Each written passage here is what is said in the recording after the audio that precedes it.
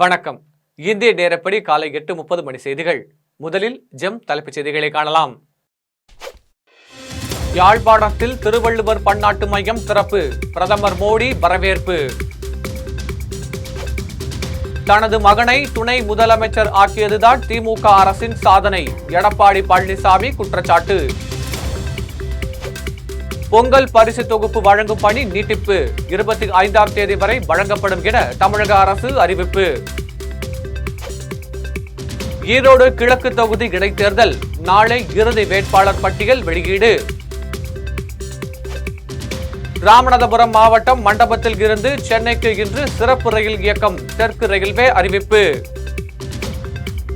மீண்டும் போரை தொடங்க உரிமை உள்ளது, இஸ்ரேல் பிரதமர் பெஞ்சமின் நெதன்யாகு பரபரப்பு பேச்சு. தமிழகத்தில் 15 மாவட்டங்களில் இன்று மழைக்கு வாய்ப்பு, சென்னை வானிலை ஆய்வு மையம் தகவல். இனி விரிவான செய்திகளை காணலாம். யாழ்ப்பாணத்தில் கட்டப்பட்ட திருவள்ளுவர் பன்னாட்டு மையத்துக்கு பிரதமர் மோடி வரவேற்பு தெரிவித்துள்ளார். பிரதமர் மோடி கடந்த 2015ஆம் ஆண்டு இலங்கை சென்றார். அப்போது அங்குள்ள யாழ்ப்பாணம் நகரில் $11 மில்லியன் மதிப்பில் கலாச்சார மையம் கட்டுவதற்கு அடிக்கல் நாட்டினார். இந்த கலாச்சார மையத்தை 2023 பிப்ரவரி மாதம் அப்போதைய இலங்கை அதிபர் ரணில் விக்ரமசிங்கே, மத்திய அமைச்சர் எல் முருகன் ஆகியோர் இணைந்து திறந்து வைத்தனர். இந்தியா இலங்கை நல்லுறவை வலுப்படுத்தும் விதமாக இந்திய நிதி உதவியுடன் கட்டப்பட்ட யாழ்ப்பாண கலாச்சார மையத்திற்கு தற்போது திருவள்ளுவர் பன்னாட்டு மையம் என பெயரிடப்பட்டுள்ளது. இந்த நிலையில் திருவள்ளுவர் பண்பாட்டு மையத்துக்கு பிரதமர் மோடி வரவேற்பு தெரிவித்துள்ளார். இது தொடர்பாக அவர் தனது எக்ஸ் வலைதளத்தில் வெளியிட்டுள்ள செய்தியில், யாழ்ப்பாணத்தில் இந்திய நிதி உதவியுடன் கட்டப்பட்ட கலாச்சார மையத்திற்கு திருவள்ளுவர் பெயர் சூட்டியதை வரவேற்பதாகவும், இது திருவள்ளுவருக்கு மரியாதை செலுத்துவதுடன் இந்தியா மற்றும் இலங்கை மக்களுக்கு இடையே உள்ள ஆழமான கலாச்சார, மொழியியல், வரலாறு மற்றும் நாகரிக பிணைப்புகளுக்கு சான்று என்று பதிவிட்டுள்ளார். தனது மகனை துணை முதலமைச்சர் ஆக்கியதுதான் திமுக அரசின் சாதனை என்று எடப்பாடி பழனிசாமி குற்றம் சாட்டியுள்ளார். சென்னையில் நடைபெற்ற எம்ஜிஆரின் 108வது பிறந்தநாள் விழாவில் அதிமுக பொதுச் செயலாளர் எடப்பாடி பழனிசாமி கலந்து கொண்டு பேசும்போது, எம்ஜிஆர் பெயரை உச்சரிக்காமல் தமிழகத்தில் யாராலும் ஆட்சி நடத்த முடியாது என்றும், எம்ஜிஆர் ஜெயலலிதாவுக்கு வாரிசுகள் இல்லை என்றும், அதிமுகவினர் தான் வாரிசு என்றும் தெரிவித்தார். மேலும் தேர்தல் வாக்குறுதிகளில் 20% கூட திமுக அரசு நிறைவேற்றவில்லை என்றும், தனது மகனை துணை முதலமைச்சர் ஆக்கியதுதான் திமுக அரசின் சாதனை என்றும் கூறினார். அதேபோல் மகளிர் உரிமை தொகையை அதிமுக தான் வாதாடி போராடி பெற்றுத் தந்தது என்றும், ஆட்சிக்கு வந்து 28 மாதங்கள் கழித்துதான் மகளிர் உரிமை தொகை தரப்பட்டது என்றும், திமுக ஆட்சி முடிவுக்கு வர இன்னும் 13 அமாவாசை தான் இருக்கிறது என்றும் தெரிவித்தார். தமிழகத்தில் பொங்கல் பரிசு தொகுப்பு வழங்கும் பணி வரும் 25ஆம் தேதி வரை நீட்டிக்கப்படுவதாக அறிவிப்பு வெளியாகியுள்ளது. பொங்கல் பண்டிகைக்காக தமிழகத்தில் உள்ள 2,20,94,585 அரிசி ரேஷன் கார்டுகளுக்கும், இலங்கை தமிழர் மறுவாழ்வு முகாம்களில் வசிக்கும் குடும்பத்தினர்களுக்கும் 1 கிலோ பச்சரிசி, 1 கிலோ சர்க்கரை மற்றும் முழு கரும்புடன் கூடிய பொங்கல் பரிசு தொகுப்பு வழங்கப்படும் என்று தமிழக அரசு அறிவித்திருந்தது. அதன்படி பொங்கல் பரிசு தொகுப்பு விநியோகத்திற்காக அரசு சார்பில் ₹249.76 கோடி நிதி ஒதுக்கீடு செய்யப்பட்டு 1,77,22,000 இலவச வேட்டி மற்றும் அதே எண்ணிக்கையில் இலவச சேலைகளும் பொங்கல் பரிசு தொகுப்புடன் வழங்கப்பட்டது. இதற்காக ₹600 கோடி ஒதுக்கீடு செய்யப்பட்டிருந்தது. கடந்த 9ஆம் தேதி முதல் வழங்கப்பட்டு வந்த பொங்கல் பரிசு தொகுப்பு இன்றோடு நிறைவு பெறும் என்று கூறப்பட்டு வந்த நிலையில் வரும் 25ஆம் தேதி வரை நீட்டிக்கப்படுவதாக கூட்டுறவுத்துறை அமைச்சர் பெரியகருப்பன் அறிவித்துள்ளார். இதனை பயன்படுத்தி விடுபட்ட அட்டைதாரர்கள் பொங்கல் பரிசு தொகுப்பினை பெற்று பயன்பெறலாம் என்று தெரிவித்தார். மேலும் இதுவரை 85% பேர் பொங்கல் பரிசு தொகுப்பை பெற்றுள்ளதாகவும் அமைச்சர் பெரியகருப்பன் தெரிவித்துள்ளார். தமிழகத்தில் இன்று 15 மாவட்டங்களில் மழைக்கு வாய்ப்புள்ளதாக சென்னை வானிலை ஆய்வு மையம் தகவல் தெரிவித்துள்ளது. தென்மேற்கு வங்கக்கடல் பகுதிகளில் ஒரு வளிமண்டல கீழடுக்கு சுழற்சி நிலவுகிறது. இதனால் கடலோர தமிழகத்தில் அநேக இடங்களிலும், உள் தமிழகத்தில் ஒரு சில இடங்களிலும் லேசானது முதல் மிதமான மழை பெய்யக்கூடும் என சென்னை வானிலை ஆய்வு மையம் தெரிவித்திருந்தது. இந்த நிலையில் சென்னை மற்றும் புறநகர் பகுதிகளில் இன்று அதிகாலையில் பரவலாக மழை பெய்தது. சென்னை சென்ட்ரல், எழும்பூர், வேப்பேரி, அமைந்தகரை, நுங்கம்பாக்கம், கிண்டி, ஆலந்தூர் மற்றும் தாம்பரம் உள்ளிட்ட பல்வேறு புறநகர் பகுதிகளில் சுமார் 1 மணி நேரத்திற்கு மேலாக மிதமான மழை பெய்தது. இதற்கிடையே தமிழகத்தில் இன்று 15 மாவட்டங்களில் மழைக்கு வாய்ப்புள்ளதாக தகவல் தெரிவித்துள்ளது. அதன்படி சென்னை, திருவள்ளூர், செங்கல்பட்டு, கடலூர், விழுப்புரம், மயிலாடுதுறை, நாகப்பட்டினம், திருவாரூர், தஞ்சாவூர், தூத்துக்குடி, கன்னியாகுமரி உள்ளிட்ட மாவட்டங்களில் லேசான இடியுடன் கூடிய மழைக்கு வாய்ப்புள்ளதாக சென்னை வானிலை ஆய்வு மையம் தகவல் தெரிவித்துள்ளது. உச்சநீதிமன்றத்தையும் அரசியலமைப்பு சட்டத்தையும் ஆளுநர் மதிப்பதில்லை என நாகர்கோவிலில் தமிழக சபாநாயகர் அப்பாவு கூறியுள்ளார். கன்னியாகுமரி மாவட்டம் நாகர்கோவிலில் தனியார் பள்ளி ஆண்டு விழாவில் பங்கேற்க வந்த தமிழக சட்டப்பேரவைத் தலைவர் அப்பாவு செய்தியாளர்களை சந்தித்தார். அப்போது பேசிய அவர், இந்திய அரசியலமைப்பு சட்டத்திற்கு விரோதமாக தமிழக சட்டமன்றத்தில் மரியாதை குறைவாக செயல்படுவதும், சட்டத்திருத்த மசோதாக்களை நிறைவேற்றாமல் காலம் தாழ்த்துவதையும் அனைவரும் எதிர்க்கிறார்கள் என்று தெரிவித்தார். மேலும் உச்சநீதிமன்றத்தையும் அரசியலமைப்பு சட்டத்தையும் ஆளுநர் மதிப்பதில்லை என்றும், இல்லாத அதிகாரத்தை ஆளுநர் கையில் எடுக்கிறார் என்றும் தெரிவித்தார்.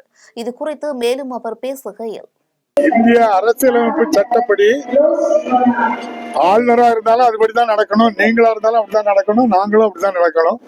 தொடர்ந்து ஆளுநர் அவர்கள் இந்திய அரசியலமைப்பு சட்டத்துக்கு விரோதமாக தமிழக சட்டமன்றத்தில் மரியாதை குறைவாக நடந்து கொண்டு செல்வதையெல்லாம் சட்டமன்றத்தில் நிறைவேற்றி கொடுக்கின்ற தீர்மானங்களுக்கெல்லாம் ஒப்புதல் வழங்குவதில்லை. மூல சட்டம், பல்கலைக்கழகம் ஆரம்பிப்பதற்கு சட்டம் தந்தது ஆளுநர் அனுமதி தருகின்றார். அதிலே திருத்தம் கொண்டு நாம் கொடுத்தோமானால் அதை அவர் செய்ய மறுக்கின்றார். மறுப்பதோடு மட்டுமல்ல, அது குடியரசுத் தலைவருக்கு அனுப்பி வேண்டுமென்றே குடியரசுத் தலைவருக்கு அனுப்புவது மிகப்பெரிய மோசமான ஒரு காரியம். ஆகவேதான் தொடர்ந்து இந்த ஆளுநர் செய்கின்ற அரசியலமைப்புக்கு சட்டத்துக்கு புறம்பாக நடைபெறுவதை நம்முடைய அரசியல் தலைவர்கள் அனைவருமே தமிழ்நாட்டில் உள்ளவங்க அதை எதிர்க்கிறாங்க. நீதிமன்றத்திலும் உச்ச நீதிமன்றத்திலையும் கொடுத்திருக்கு. காங்கிரஸ் தலைமையிலான இந்தியா கூட்டணியில் இணைய தமிழக வெற்றி கழக தலைவர் விஜய் முன்வர வேண்டும் என்று தமிழ்நாடு காங்கிரஸ் தலைவர் செல்வ பெருந்தகை அழைப்பு விடுத்துள்ளார். முன்னாள் மத்திய அமைச்சரும் தமிழ்நாடு காங்கிரஸ் குழுவின் முன்னாள் தலைவருமான வாழப்பாடி கே. ராமமூர்த்தி பிறந்த தினத்தை ஒட்டி அவருக்கு அஞ்சலி செலுத்தும் நிகழ்ச்சியில் செல்வ பெருந்தகை கலந்து கொண்டார்.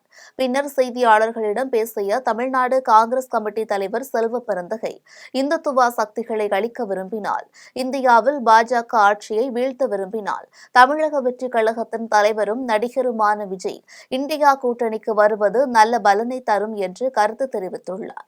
விஜய் தனது கட்சியின் முதல் மாநாட்டில் மதவாத சக்திகளுக்கு எதிராக செயல்படுவோம் என்று கூறியிருந்ததை சுட்டிக்காட்டிய செல்வ பெருந்தகை, எதை வேண்டுமானாலும் எப்போது வேண்டுமானாலும் ஒழித்து விடலாம், ஓரங்கட்டி விடலாம். ஆனால் இந்துத்துவ சக்திகளை, மதவாத சக்திகளை ஓரங்கட்ட வேண்டும் என்று நடிகர் விஜய் விரும்பினால் இந்தியா கூட்டணிக்கு வருவதே அவருக்கும் நல்லது, அவருடைய இயக்கத்திற்கும் நல்லது. இதை நான் நாட்டின் குடிமகனாக சொல்கிறேன் என்றும் தெரிவித்துள்ளார். தமிழக வெற்றி கழக மாநாட்டில் தனது கட்சியில் லட்சியமே திமுகவை வீழ்த்துவதுதான் என்று கூறியிருந்தார். திமுக இடம்பெற்றுள்ள இந்தியா கூட்டணியில் நடிகர் விஜய் இணைவதற்கான வாய்ப்பு குறைவே என்று சொல்லலாம். அவருடைய மாநாட்டில் அவர் பேசிய உரை மதவாத சக்திகளுக்கு எதிராக எதை வேண்டுமானாலும் எப்பொழுது வேண்டுமானாலும் ஒழித்து விடலாம், ஓரங்கட்டி விடலாம். ஆனால் இந்த மதவாத சக்திகளை, இந்த இந்துத்துவ சக்திகளை அகற்ற வேண்டும் அவர் முன்னெடுப்பார் என்றால் அவர் இந்தியா கூட்டணியில் வருவதுதான் அவருக்கும் நல்லது, அவருடைய கொள்கை கோட்பாட்டுக்கும் நல்லது, எல்லோருக்கும் நல்லது. இதுதான் ஒரு யதார்த்தமாக ஒரு இந்திய பிரஜையாக நான் சொல்ல முடியும். நாடு முழுவதும் மக்களிடையே கொந்தளிப்பை ஏற்படுத்திய கொல்கத்தா ஆர்ஜி கவுர் மருத்துவமனையில் மருத்துவ மாணவி பாலியல் வன்கொடுமை செய்யப்பட்டு கொலை செய்யப்பட்ட வழக்கில் சஞ்சய் ராய் குற்றவாளி என்று தீர்ப்பு அளிக்கப்பட்டுள்ளது. கொல்கத்தாவில் உள்ள ஆர்ஜி கர் என்கிற அரசு மருத்துவக் கல்லூரி மற்றும் மருத்துவமனையில் முதுநிலை 2ஆம் ஆண்டு படித்து வந்த மாணவி கடந்த ஆகஸ்ட் 9ஆம் தேதி மருத்துவமனையின் செமினார் ஹாலில் கொடூரமான முறையில் பாலியல் கொடுமை செய்யப்பட்டு கொலை செய்யப்பட்டார். இந்த வழக்கில் அங்கு பணியாற்றிய சஞ்சய் ராய் என்பவர் கடந்த ஆண்டு ஆகஸ்ட் 10ஆம் தேதி கைது செய்யப்பட்டு இந்த வழக்கு செல்டாக் கூடுதல் செக்ஷன்ஸ் கோர்ட்டில் நடந்து வந்தது. இந்த வழக்கில் சஞ்சய் ராய் தான் குற்றவாளி என நீதிமன்றம் தீர்ப்பளித்துள்ளது. குற்றவாளிக்கான தண்டனை விவரங்கள் என்னென்ன என்பது பற்றிய விவரம் வரும் ஜனவரி 20ஆம் தேதி வெளியிடப்படும் என்றும் உச்சநீதிமன்றம் அறிவித்துள்ளது. திருத்தணி அருகே டாஸ்மாக் கடையில் பீர் திருடியவர்களை திருத்தணி போலீசார் தேடி வருகின்றனர். திருவள்ளூர் மாவட்டம் திருத்தணி அருகே மத்தூரில் திறந்த வெளியில் தனியாக உள்ள பழைய கட்டிடத்தில் அரசு டாஸ்மாக் மதுக்கடை செயல்பட்டு வருகிறது. இந்நிலையில் கடையின் முன்பகுதியில் கண்காணிப்பு கேமராக்கள் பொருத்தப்படாத நிலையில் இரவு விற்பனை முடிந்த பின் கடையின் விற்பனையாளர்கள் பணத்தை கடையில் உள்ள லாக்கரில் வைத்து சென்றுள்ளனர். இந்நிலையில் மறுநாள் மதியம் மதுக்கடை திறக்கும் போது முன்பக்க ஷட்டர் கதவு பூட்டு உடைக்கப்பட்டு கல்லாவில் உள்ள 5000 ரூபாய் மற்றும் 6 பீர் பாட்டில்கள் திருடப்பட்டுள்ளதை கண்டு அதிர்ச்சியடைந்தார். இது குறித்து தகவல் அறிந்து வந்த திருத்தணி காவல்துறையினர் வழக்கு பதிவு செய்து விசாரணை மேற்கொண்டு வருகின்றனர். கரூர் அருகே பள்ளி மாணவிக்கு பாலியல் தொல்லை கொடுத்ததாக போக்சோ வழக்கில் காவலர் ஒருவர் கைது செய்யப்பட்டுள்ளார். கரூரை அடுத்த நெரூர் அரங்கநாதன்பேட்டை கிராமத்தை சேர்ந்த இளவரசன் என்பவர் வெங்கமேடு காவல் நிலையத்தில் காவலராக பணிபுரிந்து வருகிறார். இந்நிலையில் இளவரசன் கரூர் பகுதியை சேர்ந்த 16 வயது பள்ளி மாணவிக்கு பாலியல் தொல்லை கொடுத்ததாக கரூர் அனைத்து மகளிர் காவல் நிலையத்தில் அந்த மாணவி புகார் கொடுத்துள்ளார். அந்த மாணவியின் அளித்த புகாரின் பேரில் கரூர் அனைத்து மகளிர் காவல் நிலைய போலீசார் இளவரசனை போக்சோ வழக்கில் கைது செய்துள்ளனர். மேலும் வழக்கு குறித்து தீவிர விசாரணை நடத்தி வருகின்றனர். இளவரசன் ஏற்கனவே கடந்த சில ஆண்டுகளுக்கு முன்பு உதவி காவல் ஆய்வாளர் ஒருவரை தாக்கிய புகாரில் பணியிடை நீக்கம் செய்யப்பட்டு பின் மீண்டும் காவலர் பணிக்கு திரும்பியவர் என்று கூறப்படுகிறது. தாம்பரம் காவல் எல்லைக்குட்பட்ட 8 இடங்களில் மர்ம நபர்கள் சிலர் செயின் பறிப்பில் ஈடுபட்டதால் அப்பகுதியில் பெரும் பரபரப்பு ஏற்பட்டது.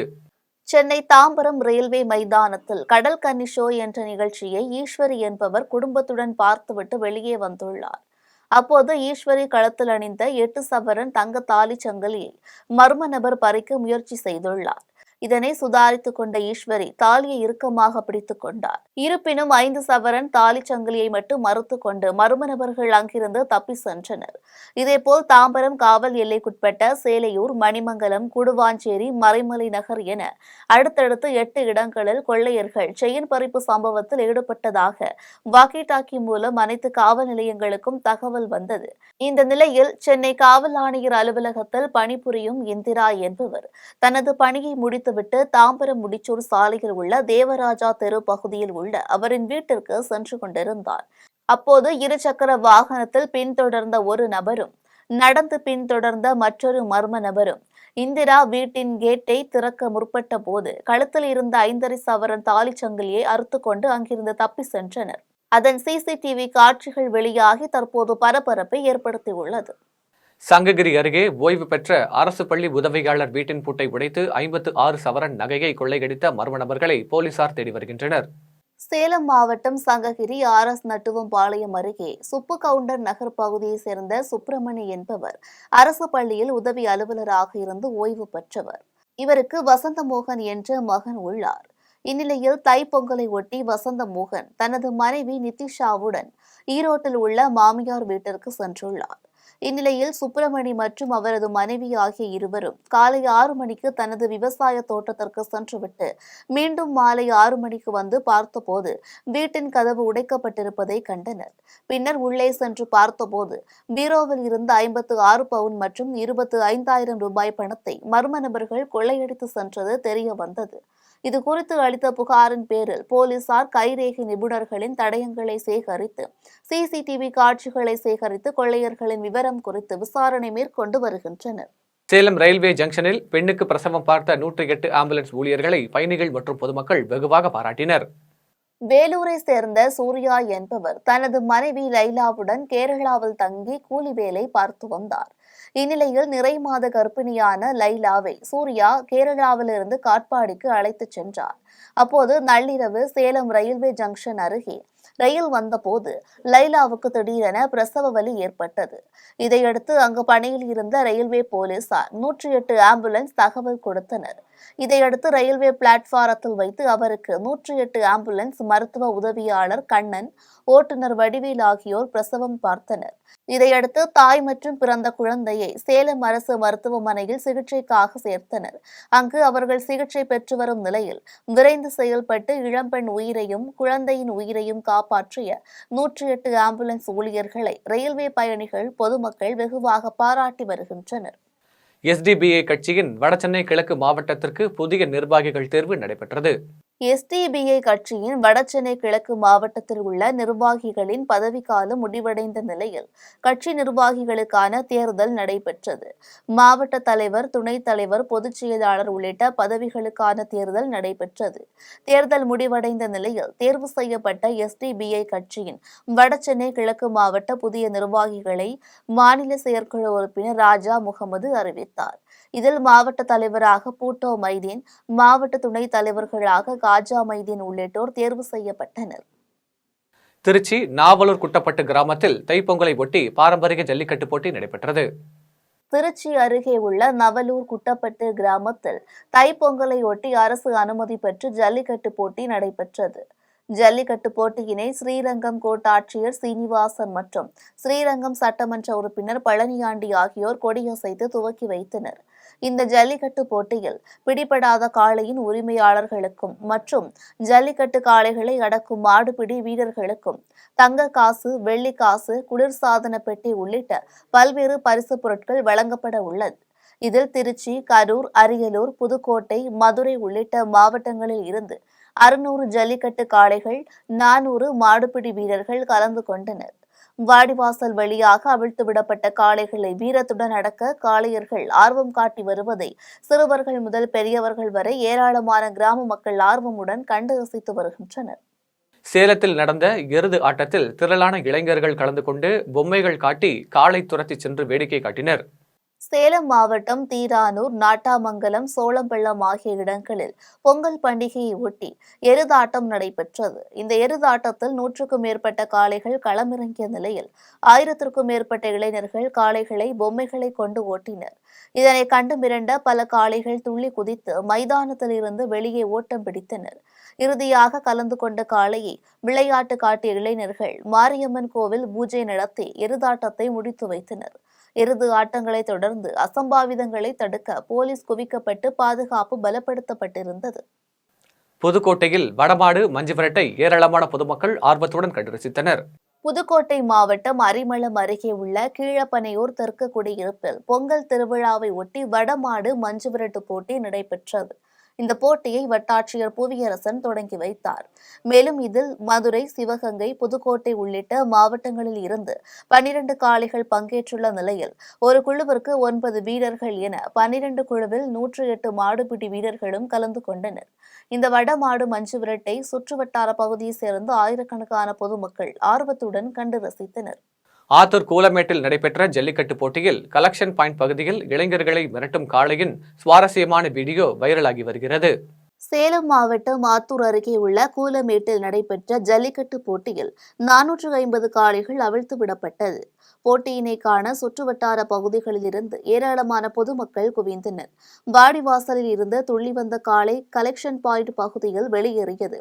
அப்போது அங்கு நின்றிருந்த இளைஞர்கள் 2 பேரை காளை ஒன்று குத்த வந்த நிலையில் தடுப்பு பண்ணி மரத்தால் அமைக்கப்பட்ட கட்டையின் பின்புறம் நின்று காளை குத்தாதவாறு தற்காத்துக் கொண்டனர். மற்றொரு இளைஞர் தரையில் படுத்துக்கொண்டு காளையிடமிருந்து தப்பினார். இதில் மாடுபிடி வீரர் ஒருவர் தரையில் படுத்திருந்து இளைஞரை காப்பாற்றி செல்லும் சுவாரஸ்யமான வீடியோ தற்போது சமூக வலைதளங்களில் வைரலாகி வருகிறது. தலைவாசல் அருகே பொங்கல் பண்டிகை விழாவில் இருவரை தாக்கியவர்கள் மீது நடவடிக்கை எடுக்க கோரி அவரது உறவினர்கள் அரசு மருத்துவமனை முன்பு சாலை மறியலில் ஈடுபட்டனர். சேலம் மாவட்டம் தலைவாசல் அருகே சிறுவாச்சூரில் பொங்கல் பண்டிகையை ஒட்டி பொங்கல் விழா நடைபெற்றது. அப்போது அதே பகுதியை சேர்ந்த இரு தரப்பினரிடையே ஏற்பட்ட தகராறில் ஒரு தரப்பினை மற்றொரு தரப்பினர் தாக்கியதில் கல்லூரி மாணவர் உட்பட 2 சிகிச்சைக்காக ஆத்தூர் அரசு மருத்துவமனையில் அனுமதிக்கப்பட்டனர். கல்லூரி மாணவர்கள் உட்பட 2 தாக்கிய நபர்கள் மீது நடவடிக்கை எடுக்க கோரி அவர்களது உறவினர்கள் ஆத்தூர் அரசு மருத்துவமனை முன்பு திடீர் சாலை மறியலில் ஈடுபட்டனர். இதுகுறித்து தகவல் அறிந்து வந்த ஆத்தூர் நகர போலீசார் மறியலில் ஈடுபட்டவர்களுடன் பேச்சுவார்த்தையில் ஈடுபட்டனர். மறியல் போராட்டம் காரணமாக 1 மணி நேரத்திற்கும் மேலாக போக்குவரத்து பாதிப்பு ஏற்பட்டது. வால்பாறை வாட்டர் ஃபால்ஸ் எஸ்டேட் பகுதி சாலையில் அச்சமின்றி நடமாடும் கரடியால் பரபரப்பு ஏற்பட்டது. கோவை மாவட்டம் வால்பாறையில் சுற்றுவட்டார பகுதிகளில் யானை, சிறுத்தை, கரடி, காட்டெருமை, கடமான் உள்ளிட்ட பல்வேறு வனவிலங்குகள் இரவு மற்றும் பகல் நேரங்களில் அச்சமின்றி ஆங்காங்கே நடமாடி வருவது வாடிக்கையாகிவிட்டது. இந்நிலையில் பொங்கல் பண்டிகையை ஒட்டி வால்பாறை பகுதிக்கு சுற்றுலா பயணிகள் இரவு நேரத்தில் சுற்றி கொண்டிருந்த போது வால்பாறை அருகே உள்ள வாட்டர் ஃபால்ஸ் எஸ்டேட் பகுதியில் உள்ள நெடுஞ்சாலை அருகே ஒரு கரடி எந்தவித அச்சமுமின்றி நடமாடி உள்ளது. இதை பார்த்த சுற்றுலா பயணிகள் வாகன முகப்பு விளக்கு வெளிச்சத்தில் கண்டு அதனை வீடியோ எடுத்துள்ளனர். அந்த வீடியோ தற்போது சமூக வலைதளங்களில் வைரலாகி வருகிறது. மதுரவாய்கள் அருகே மெட்ரோ குடிநீருடன் கழிவுநீர் சேர்ந்து வருவதால் கடும் பாதிப்புக்கு உள்ளாகி வருவதாக அப்பகுதி மக்கள் குற்றம் சாட்டுகின்றனர். சென்னை மதுரவாயல் அடுத்த ஆலப்பாக்கம் பாரதிதாச நகர் பகுதியில் மெட்ரோ குடிநீருடன் கழிவுநீர் கலந்து வருவதாகவும் இதனால் மக்கள் மெட்ரோ குடிநீரை பயன்படுத்த முடியாத நிலை ஏற்பட்டுள்ளதாகவும் கூறப்படுகிறது. இந்த குடிநீரை பயன்படுத்துவதால் உடல் அரிப்பு, தோல் நோய்கள், உபாதைகள் உள்ளிட்ட பிரச்சனைகள் ஏற்படுவதாக மக்கள் குற்றம் சாட்டுகின்றனர்.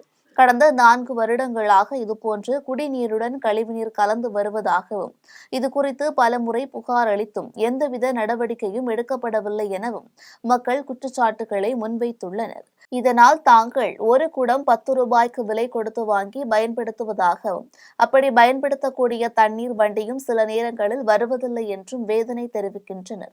இதனால் விரைவில் குடிநீருடன் கழிவு புகாத வண்ணம் அரசு உரிய நடவடிக்கை எடுக்க வேண்டும் என அப்பகுதி மக்கள் கோரிக்கை விடுத்துள்ளனர். கடந்த 2-3 ஆண்டு காலமாக இதே சாக்கடை நீராக வந்துட்டு இருக்கு. மக்கள் குடித்தா என்ன ஆபத்து? இன்றைக்கி இந்த ஏரியாவில் பொதுமக்கள் ஒரு குடம் தண்ணி 10 ரூபா வீதம் ஒரு நாளைக்கு எவ்வளோ ரூபாய் செலவு பண்ணி தண்ணி வாங்குவாங்க. மெட்ரோ வாட்டர் நிர்வாகமானது இது கடந்த 3 ஆண்டு காலமாக எந்த ஒரு நடவடிக்கையும் இல்லை. எல்லா அதிகாரிகளும் கொடுத்தாச்சு, சிஎம் செல்லுக்கு அனுப்பிச்சாச்சு, எல்லா அதிகாரிகளுக்கு அனுப்பிச்சாச்சு. இங்கே இருக்கிற அந்த அதிகாரிகளாவது மெட்ரோ அதிகாரிகள் எந்தவித நடவடிக்கை இல்லை. பல மனுக்கள் கொடுத்து பொதுமக்களை திரட்டி பல போராட்டங்கள் நடத்தியாச்சு. ஆனால் இதுவரையும் இந்த மெட்ரோ நிர்வாகமானது எந்தவித நடவடிக்கையும் இல்லை. குழந்தைங்க உடல்நிலை சரியில்லாமல் இன்றைக்கி ஏகப்பட்ட பொதுமக்கள் ஆஸ்பத்திரியும் கையுமா அலைகிறார்கள். சொறி, சிறகு போன்றவை இன்றைக்கி நடக்கிறது. சென்னை இந்த பெருநகராட்சி மெட்ரோ வாட்டரானது இதை உடனடியாக தலையிட்டு பொதுமக்களுக்கு பாதுகாப்பான தண்ணீரை வழங்குமாறு கேட்டுக்கொள்கிறோம். கடலூர் தென்பெண்ணை ஆற்றில் நடைபெறும் தைப்பொங்கல் ஆற்றுத் திருவிழா உற்சாகத்துடன் கொண்டாடப்பட்டது. கடலூர் தென்பெண்ணை ஆற்றின் கரைகளில் தைப்பொங்கல் திருவிழாவில் முக்கிய நிகழ்வான ஆற்று திருவிழா வெகு விமரிசையாக கொண்டாடப்பட்டு வருகிறது. அதன்படி கடலூர் முதுநகர், புதுநகர், உப்பலவாடி, மஞ்சக்குப்பம், பாதிரிக்குப்பம் உள்ளிட்ட பகுதிகளில் இருந்து 100க்கும் மேற்பட்ட கோயில்களின் உற்சவ சுவாமிகள் அலங்கரிக்கப்பட்டு கொண்டுவரப்பட்டன. இதனையடுத்து இந்த உற்சவ சுவாமிகள் தென்பெண்ணை ஆற்றில் புனித தீர்த்தவாரி செய்து ஆற்றங்கரையில் வரிசையாக வைக்கப்பட்டு பூஜைகள் நடைபெறும். இதில் பொதுமக்கள் ஆற்றில் நீராடி தங்கள் கொண்டு வந்த உணவினை உண்டு மகிழ்ந்தனர். மேலும் இந்த திருவிழாவில் அசம்பாவிதம் ஏதும் நடைபெறாமல் இருக்க கடலூர் மாவட்ட காவல் கண்காணிப்பாளர் ஜெயக்குமார் உத்தரவின் பெயரில் 1500க்கும் மேற்பட்ட காவல்துறையினர் பாதுகாப்பு பணியில் ஈடுபட்டனர். இந்நிலையில் ஒவ்வொரு ஆண்டும் நடைபெறும் ஆற்றுத் திருவிழா வழக்கமாக உற்சாகத்துடன் களை கட்டியுள்ளது. பட்டுக்கோட்டை அருகே சாலை போக்குவரத்து விழிப்புணர்வு பேரணி நடைபெற்றது. தஞ்சாவூர் மாவட்டம் பட்டுக்கோட்டை தமிழ்நாடு ஊர்காவல் படையின் சாலை போக்குவரத்து விழிப்புணர்வு பேரணி நடைபெற்றது. உங்கள் பாதுகாப்பே சமூகத்தின் நம்பிக்கை என்ற தலைப்பில் ஊர்காவல் படையினர் பட்டுக்கோட்டை பேருந்து நிலையத்திலிருந்து நகரின் முக்கிய வீதிகள் வழியாக இருசக்கர வாகனத்தில் விழிப்புணர்வு பேரணி நடத்தினர். பேரணியை காவல்துறை துணை கண்காணிப்பாளர் ரவிச்சந்திரன் கொடியசைத்து துவக்கி வைத்தார். பேரணியில் விழிப்புணர்வு வாசகங்கள் அச்சிடப்பட்ட துண்டு பிரசுரங்களை பொதுமக்களுக்கு வழங்கினர். இதில் போக்குவரத்து காவல்துறையினர் மற்றும் காவலர்கள் பலர் கலந்து கொண்டனர். தொடர் விடுமுறை காரணமாக தூத்துக்குடி மீன்பிடி துறைமுகத்தில் பொதுமக்கள் கூட்டம் அலைமோதியது. பொங்கல் பண்டிகை முடிந்து தொடர் விடுமுறை என்பதால் தூத்துக்குடி திரேஸ்புரம் நாட்டுப்படகு மீன்பிடி துறைமுகத்தில் மீன்களை வாங்க பொதுமக்களின் கூட்டம் அலைமோதியது. அதன்படி சீலா மீன் 1 கிலோ 1000 முதல் 1200 ரூபாய் வரையும், ஊளி, பாறை உள்ளிட்ட மீன்கள் கிலோ 600 முதல் 800 ரூபாய் வரையும், நண்டு 1 கிலோ 600 முதல் 800 ரூபாய் வரையில் விற்பனையானது. மீன்களுக்கு இன்று நல்ல விலை கிடைத்ததால் மீனவர்கள் மகிழ்ச்சியடைந்துள்ளனர். தமிழகம் மற்றும் புதுச்சேரியில் நடைபெற்ற பல்வேறு நிகழ்வுகளை தற்போது சிறிய தொகுப்புகளாக காணலாம். புதுச்சேரி மாநிலம் காரைக்கால் கடற்கரையில் மாவட்ட நிர்வாகம், சுற்றுலாத்துறை மற்றும் கால்நடைத்துறை சார்பில் வீட்டில் வளர்க்கப்படும் செல்லப்பிராணிகளான நாய், பூனை கண்காட்சி நடைபெற்றது. இதில் காரைக்கால், நாகப்பட்டினம், திருவாரூர் உள்ளிட்ட பல்வேறு மாவட்டங்களைச் சேர்ந்த 300க்கும் மேற்பட்ட பொதுமக்கள் தங்கள் வீடுகளில் வளர்த்து வரும் செல்லப்பிராணிகளை கொண்டு வந்து காட்சிப்படுத்தினர். இதனை காரைக்கால் கடற்கரைக்கு வந்து ஏராளமான சுற்றுலா பயணிகள் கண்டு ரசித்தனர். குமரி மாவட்டம் பூதப்பாண்டியில் பிறந்த பொதுவுடைமை சிற்பி ஜீவானந்தத்தின் 62ஆம் ஆண்டு நினைவு தினம் அனுசரிக்கப்பட்டது. இதையொட்டி நாகர்கோவிலில் உள்ள அவரது மணிமண்டபத்தில் அவரது திருவுருவ சிலைக்கு அரசு சார்பில் மாவட்ட ஆட்சியர் அழகு மீனா மாலை அணிவித்து மரியாதை செலுத்தினார். இந்நிகழ்ச்சியில் மாநகராட்சி துணை மேயர் மேரி பிரின்சிலதா மற்றும் அரசு அலுவலர்கள் பலர் கலந்து கொண்டனர். கள்ளக்குறிச்சி மாவட்டம் சங்கராபுரம் அருகே உள்ள பாவளம் கிராமத்தில் இயங்கி வரும் அரசு மதுபான கடையில் பாட்டிலுக்கு கூடுதலாக 10 ரூபாய் கேட்பதாக குற்றச்சாட்டு எழுந்துள்ளது. இந்த நிலையில் அங்கு மது வாங்கிய ஒருவர் ஊழியரிடம் பில் கேட்டதற்கு கூடுதலாக 10 ரூபாய் கேட்டதால் ஊழியருக்கும் மது பிரியருக்கும் வாக்குவாதம் ஏற்பட்டுள்ளது. மேலும் மது பாட்டில்களில் கடை ஊழியர்களே கூடுதல் விலையில் ஸ்டிக்கர் ஒட்டுவதாகவும் குற்றச்சாட்டு எழுந்துள்ளது. இந்நிலையில் இது குறித்த வீடியோ சமூக வலைதளங்களில் வைரலாகி வருகிறது. மீண்டும் ஜெம் தலைப்புச் செய்திகள். யாழ்ப்பாணத்தில் திருவள்ளுவர் பன்னாட்டு மையம் திறப்பு, பிரதமர் மோடி வரவேற்பு. தனது மகனை துணை முதலமைச்சர் ஆக்கியதுதான் திமுக அரசின் சாதனை, எடப்பாடி பழனிசாமி குற்றச்சாட்டு.